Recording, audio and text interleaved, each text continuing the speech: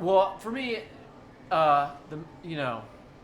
writing about the war and then the reporting to do it mostly was I felt guilty about having children. It wasn't really. I don't know that it informed the work. It informed and affected the way that I reported the story.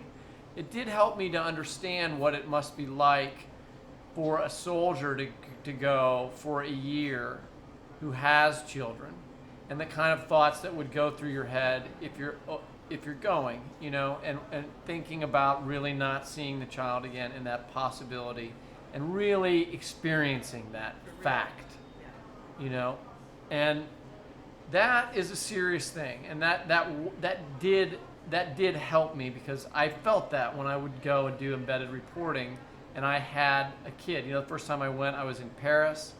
My mother, right? Oh, man. The mother of the child, who is my wife, right? Whoa. Yeah, you can cut that from the podcast. My wife was running a student abroad program, right? My son was, I think, like 2 or 3.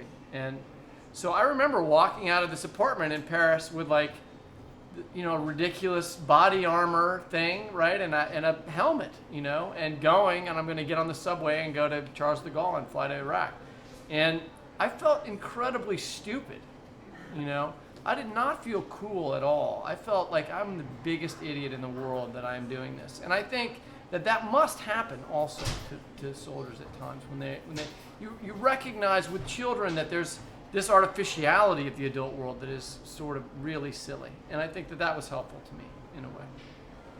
I think we have, but not as writers, just as parents, you have access to moments of grace, I think, and moments of wonder that you don't get otherwise, just because you have this little being who is capable of being absolutely enthralled by a really awesome cow or a leaf. I mean, they learn to applaud. This is one of the things that I stole from my daughter for the book, is this applause thing, this phase that infants go through where they'll applaud really anything. I mean, stuff that's not even funny. They'll applaud. But they'll be enthralled. They'll be enchanted or brought to wonder by stuff that we lose, that we've lost access to be enchanted by. Oh, yeah. And so that's a gift and one that I was very grateful for. And another thing that happened, this is kind of an answer to this question, kind of an answer to the first question, is that I wrote the first draft of the book with this 11-month-old baby when the novel starts, and didn't have my daughter until a year and a half later, and so I'm 2.5 years into the book before I finally have a child that I can use as research. That I can, in fact, I think I was able to write her off as an expense, as like a research expense, and go back and get the baby right.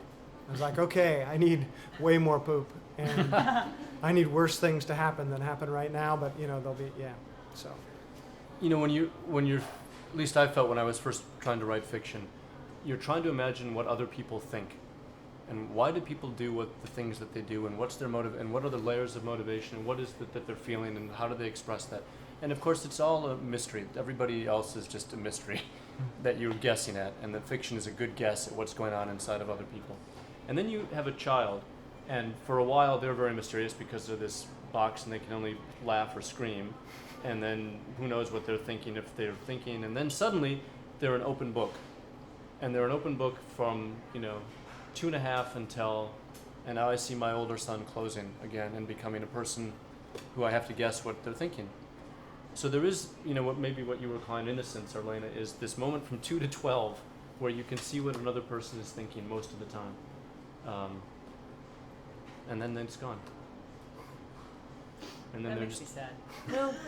Then they're like the other people. But I mean, that's why novels exist, Yeah. right? Because adults can't do that, Exactly. right? So you have to get something. Yeah. You read about it, right? Yeah. I mean, that's.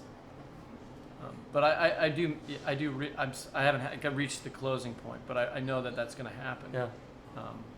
You do have access to that kind of openness and invention and whatever is you feel lucky for it. Yeah. I mean, it helps in any way.